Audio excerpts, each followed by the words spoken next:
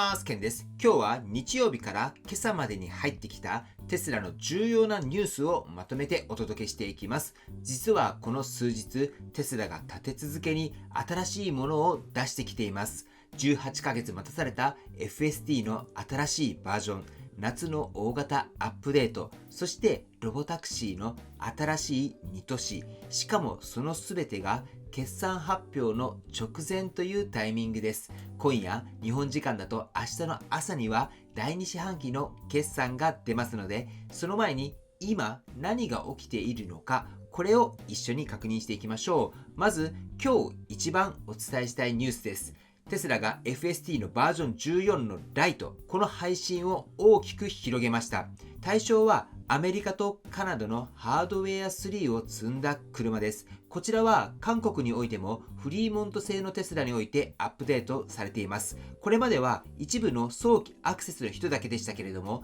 それが広範囲の展開に入ったということになります。ハードウェア3のオーナーは実におよそ18ヶ月もの間、このアップデートを待たされてきました。中身としては、新しいハードウェア4向けに作られた改良、これをハードウェア3でも動くように上流して載せた形です。合流や交差点、歩行者への対応が良くなり、駐車の仕方や速度の設定なども追加されています。僕が持っているモデル Y もハードウェア3なので、これは他人事ではありません。僕と同じぐらいに買っているハードウェア3オーナーにとっては、これは本当朗報じゃないかなと思います。ぜひね、日本で FSD が承認される際には、この FSD のライト、これも一緒に承認されてほしいなと思います。では続きまして2026年の夏の大型アップデートについてです。これも配信が始まりました。目玉はいくつかありますが、まず AI アシストのグロックができることを大きく増やしています。音声で電話をかけたり、音楽を再生したり、エアコンを調整したりといった車の操作そのものができるようになってきました。そしてもう一つがナビゲーションの改善です。ドライバーの行動パターンを学習してよく行く場所を自動で提案してくれるようになります。こちらなんですけれど、最近車に乗った時に勝手に目的地の設定じゃないですけど、提案みたいなのをしてくるんですが、そういったことありませんか？これもアップデートの一種なのかなと思っていますけれども、ちょっとこのあたりがどうなのかなというところがあります。他にもスマホアプリで自分の自動運転の統計が見られるようになったりとか、少し変わったところではカラオケに採点機能がついたりと、全部で10ほどの新機能が入っています。このナビの改善に関しては以前からちょっと似たような機能あったんじゃないかなと思いますけれども、このあたりもしオーナーの方でご存知の方がいらっしゃったらコメントで教えてもらえたらと思います。そしてカラオケの採点、これどんな感じなのか、ちょっとねこれもね試してみたいなと思っております。ではね3つ目ですけれども、その FSD に関するイーロン・マスクさんの発言です。テスラの車がそれぞれのドライバーの好みを学習して覚えるようになると発言されています。イーロンさん曰く FSD を使っている時にドライバーが介入する場面の多くっていうのは実は安全上の問題ではないそうです。そうではなくって駐車する位置がちょっと違うとか、選ぶルートが自分の好みと違うとか、そういう好みの差、これが原因だっていうんですね。そこで車の方がそのドライバーがどこでどう介入したのか、これを覚えてその人に合わせて運転を変えていく。そうすればそもそも介入する必要が減っていくっていう考え方です。高速のレーンをどういうふうに使っているとか、そういった細かい設定、これを覚えるようになっていくようです。こうなってくると一層自分好みの運転っていうのを車が勝手にしてくれるようになるっていうのもね、いいんじゃないかなって思います。では4つ目に行きます。ロボタクシーの話題です。テスラが月曜日にフロリダ州のオーランドとタンバでロボタクシーのサービスを開始しました。今月マイアミで始めてからわずか18日で追加です。これでオースティン、ダラス、ヒューストン、マイアミ、サンフランシスコベイエリアと合わせて全米7都市での展開となっています。しかもこの発表が決算のちょうど前日なんですね。前の四半期の時も同じパターンでしたので、これは意図的なタイミングじゃないかなと個人的には思っております。そしてテスラの AI 責任者は、これらの運行に安全ドライバーは乗っていないとも言っています。ただ、いい話ばかりではありません。同じタイミングでテスラが NHTSA、つまりアメリカの道路交通安全局に新たに4件のロボタクシーの事故を報告したということも分かりました。中でも注目されているのがヒューストンでテスラの遠隔オペレーターが車両を木の株にぶつけてしまったっていう事例です。遠隔操作による衝突として届け出たのはこれが初めてだそうです。またオースティンの車両は17台ほどにとどまっているという報道もあります。拡大そのものは素直にすごいと思いますけれども、台数だったり中身、これが今後問われてくると思います。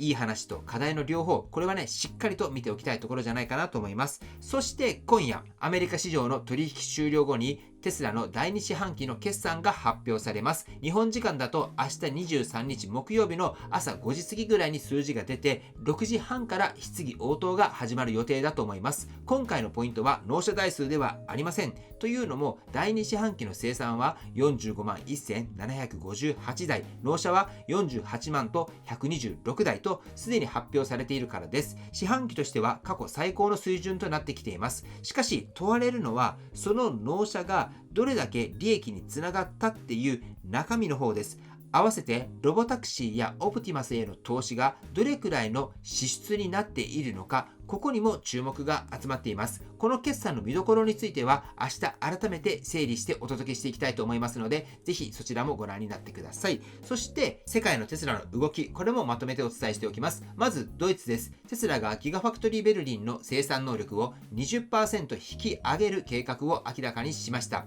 年間の生産目標は37万と5000台。ヨーロッパでのモデル Y の需要が改善していることが背景にあります。10月から週7500台の体制に増強し、およそ3500人の新規雇用を生む見込みだそうです。合わせて電池セルの生産への追加投資も承認されていて、当初は年間8ギガワットアワーが目標でしたが、これを18ギガワットアワーまで拡大する計画です。そしてもう一つ、テスラがモロッコで車両の納車を開始しました。アフリカ大陸では初めての市場となっております。ということで、テスラを納車する国っていうのも増えてきていますし、生産も増えてきている。日本でも結構売れてきていますので、本当テスラは今増えているというところが実感としてあるんじゃないかなと思います。では最後にスペース X の話題です。先週発射の直前で自動中止になったスターシップですけれども、再挑戦の日程が固まってきました。現地時間の7月23日木曜日夕方6時45分から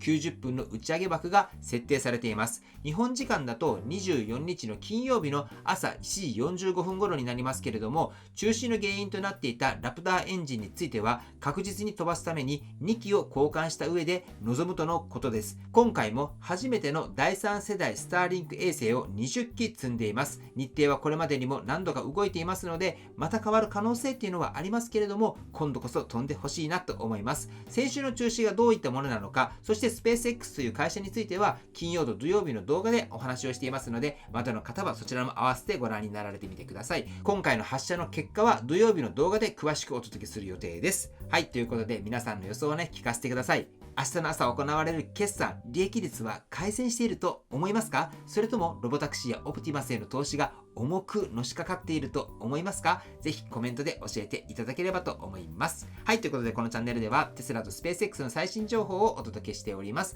明日は決算の見どころを整理してお届けし、金曜日には決算の中身を詳しく解説する予定です。そして土曜日にはスターシップの結果、これをね、お届けしていきたいと思います。よかったらチャンネル登録をしてまた見てもらえたらと思います。はい、では最後に追伸です。皆さん、毎日の生活の中で洗剤は必ず使っていると思います。この洗剤なんですけれども、実は海を汚す元になっているっていうのをご存知でしょうか？食器や家などは綺麗になるかもしれませんが、実は地球を汚している。例えば、想像してほしいんですけれども、洗剤の泡なんかを庭の草木にかけようとした時に、それはまずいでしょうって思いませんか？ハイターなんかを植物に吹きかけたりしないですよね。つまり洗剤っていうのは環境にはあまりよろしくないんです。けど僕が今使っているナノトップっていう洗剤があるんですが、これは洗浄成分が 100% 植物性なので自然を汚さないんです。しかも洗浄力もバッチリです。さらにもっといいのが、これ1本で家中が掃除できるんです。食器もトイレもお風呂も車だってこれ1本で掃除することができます。ぜひ興味がある方は概要欄にナノトップの公式リンクを記載していますので、そちらよりご覧になってみてください。またナノトップのインスタとかもありますので、そちらも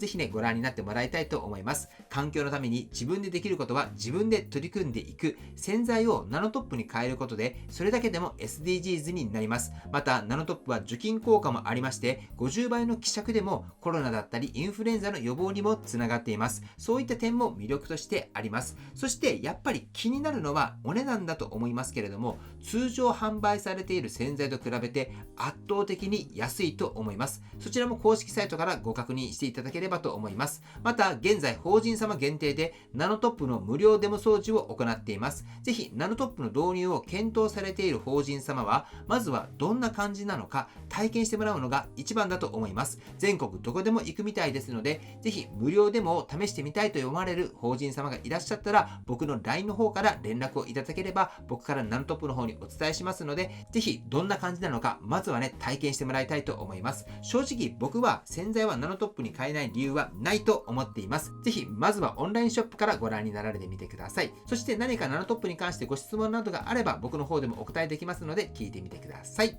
はい、ということで本日の内容は以上です。今日も最後までご視聴していただきありがとうございます。素敵な一日をお過ごしください。ではまた。